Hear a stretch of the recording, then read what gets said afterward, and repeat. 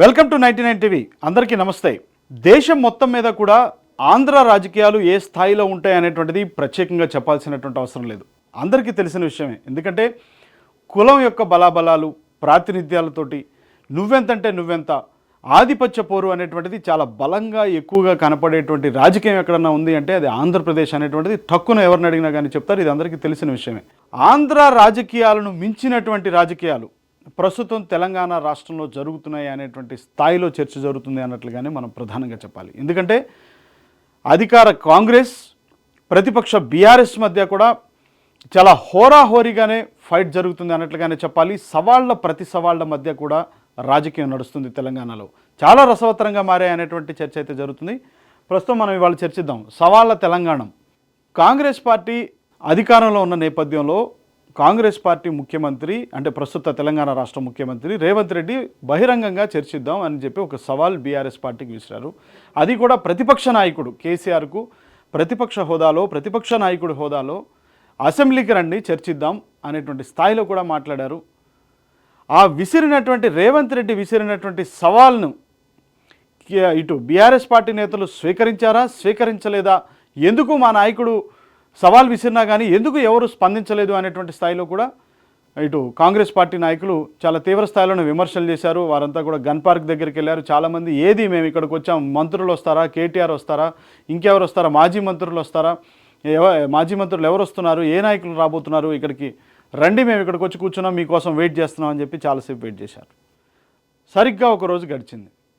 మరుసటి రోజు అంటే నిన్న 8వ తారీఖు సోమాజిగూడ ప్రెస్ క్లబ్కు కేటీఆర్ ఆయన సైన్యంతో అంటే ఆయనకు సంబంధించినటువంటి ఆ పార్టీ బీఆర్ఎస్ పార్టీ ఎమ్మెల్యేలతో కూడా ఆయన అక్కడికి చేరుకున్నారు. బహిరంగ చర్చకు మేము సిద్ధం, ముఖ్యమంత్రి రేవంత్ రెడ్డి చేసినటువంటి సవాల్ను మేము స్వీకరించాం, ఇదిగో మేము ఇక్కడికి వచ్చాం, సోమాజిగూడ ప్రెస్ క్లబ్ దగ్గర ఉన్నాం, ముఖ్యమంత్రి రేవంత్ రెడ్డి వస్తారా రారా రండి, ఒకవేళ ముఖ్యమంత్రి రేవంత్ రెడ్డి రాకపోతే కనీసం ఒక కీలకమైనటువంటి లేకపోతే ఒక వ్యవసాయ శాఖ మంత్రినో లేకపోతే కొంత కీలకంగా వ్యవహరించేటువంటి ఆ మంత్రిని ఎవరో ఒకళ్ళ చర్చకు పంపించండి అని చెప్పి కేటీఆర్ అన్నారు.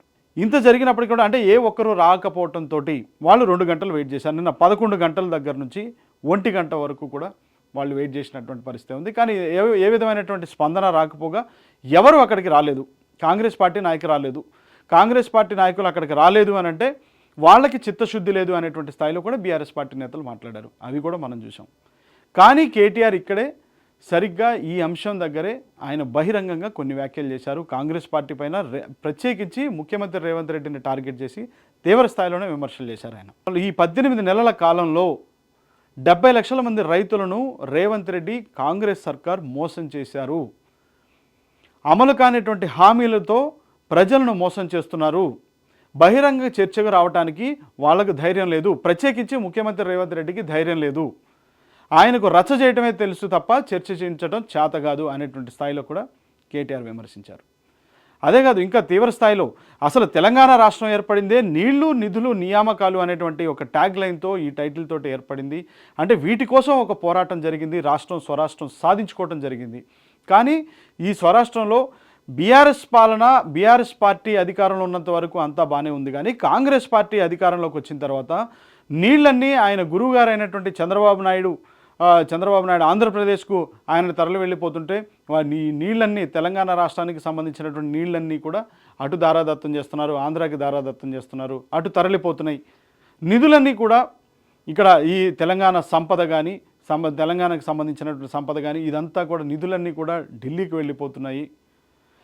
నియామకాలు మాత్రం రేవంత్ రెడ్డికి సంబంధించినటువంటి కోటరీ ఏదైతే ఉంటుందో లేకపోతే వారికి సంబంధించినటువంటి అనుచర గణం ఎవరైతే ఉంటుందో వారికి సన్నిహితులు ఎవరైతే ఉంటారో వారికి మాత్రమే అక్కడక్కడ అరకొరగా కూడా నియామకాలు ఇస్తున్నారు.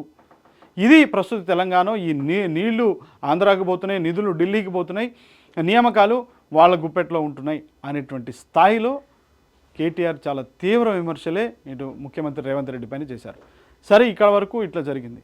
కానీ ఏ మాత్రం ఆలస్యం లేకుండా కాంగ్రెస్ పార్టీ కూడా అంతే స్థాయిలో విమర్శ చేసింది, అంతే స్థాయిలో ప్రతిస్పందించింది. పొన్నం ప్రభాకర్ హైదరాబాద్ ఇన్ఛార్జ్ మినిస్టర్గా కూడా ఆయన ఉన్నారు. పొన్నం ప్రభాకర్ ఒకటే మాట చెప్పారు, ఏదైనా కానీ మేము బహిరంగ చర్చలు అని అంటే ఆయన బహిరంగంగా సోమాజిగూడ ప్రెస్ క్లబ్కో ఇంకో దగ్గరకో రమ్మనలేదు. అసెంబ్లీలో చర్చ చేద్దాం, ఆరోగ్యకరమైనటువంటి చర్చ చేద్దాం, అవసరమైనటువంటి చర్చ చేద్దాం. అక్కడ ఏదైనా కానీ రికార్డ్ అవుతాయి. సో ఆ రికార్డ్ అనేటువంటిది భవిష్యత్ తరాలకి ఆ రికార్డు ఉండటం వల్ల ఎవరు తప్పు చేశారు, ఎవరు తెలంగాణ రాష్ట్రానికి మేలు చేశారు, ఎవరు తెలంగాణ రాష్ట్రానికి మేలు చేయకుండా అన్యాయం చేశారు అనేటువంటి అన్నీ కూడా రికార్డెడ్గా అక్కడ ఉంటాయి అనేటువంటి స్థాయిలో పొన్నం ప్రభాకర్ అయితే కౌంటర్ ఇచ్చారు. సో ఏది ఏమైనా కానీ ఓ పక్కన మా నాయకుడు ఇట్లా అంటే మా నాయకుడు ఇట్లా అంటారు, 10 ఏళ్ల కాలంలో మీరేం చేయలేంది, 10 ఏళ్ల కాలంలో మీరు చేయలేంది మేము 18 నెలల్లో చేసి చూపించామని చెప్పి కాంగ్రెస్ పార్టీ చెప్తుంది. కానీ అసలు 10 సంవత్సరాలు కాదు 10 సంవత్సరాలు మేము తెలంగాణ రాష్ట్రాన్ని పరిరక్షించుకుంటూ కాపాడుకుంటూ అభివృద్ధి పదంలో ముందుకు తీసుకొస్తే ఒక్కసారిగా కూడా తెలంగాణ రాష్ట్రాన్ని దివాలా దీపించేటువంటి పరిస్థితిలోకి వచ్చారు. మా దగ్గర జేబులో చిల్లి గవ్వకూడదు లేదంటూ కూడా చేతులు ఎత్తేసే పరిస్థితికి ఈరోజు తెలంగాణ రాష్ట్రాన్ని తీసుకొచ్చారు. 18 నెలల కాలంలోనే ఇంత ఘోరమైనటువంటి పరిస్థితి తీసుకొచ్చారు కాంగ్రెస్ పార్టీ నాయకులు అని చెప్పి బీఆర్ఎస్ పార్టీ నాయకులు విమర్శిస్తున్నారు. ఏదైనా కానీ ఎవరు చర్చ చేస్తారు, లేకపోతే ఈ చర్చకు సిద్ధంగా ఉన్నారా లేరా, రెండు పార్టీలు సిద్ధంగా ఉన్నాయి లేవా, సవాల్ని స్వీకరిస్తారా, మరి అది అసెంబ్లీ సాక్షిగా చర్చ జరుగుతుందా, బహిరంగంగా చర్చ జరుగుతుందా, ఎక్కడ ఎవరు ఏం చేస్తారు, ఏ విధమైనటువంటి చర్చ జరుగుతుంది, ఏ విధమైనటువంటి సవాళ్ళు ప్రతి సవాళ్ళు అనేటువంటి ఎంత దూరం వెళ్తాయి అనేటువంటి చర్చ అయితే మాత్రం తెలంగాణ రాష్ట్రంలో జరుగుతుంది. ఏది ఏమైనా కానీ తెలంగాణ రాష్ట్రంలో మాత్రం సవాళ్ళ తెలంగాణగా ప్రస్తుతం కాంగ్రెస్ బీఆర్ఎస్ మధ్య హోరాహోరీ పోటీ నడుస్తుంది. హోరాహోరీగా నువ్వెంతంటే నువ్వెంత అనే స్థాయిలో రాజకీయం నడుస్తుంది అన్నట్లుగానే మనం ప్రధానంగా చెప్పాలి. చూస్తూనే ఉండండి 99 టీవీ.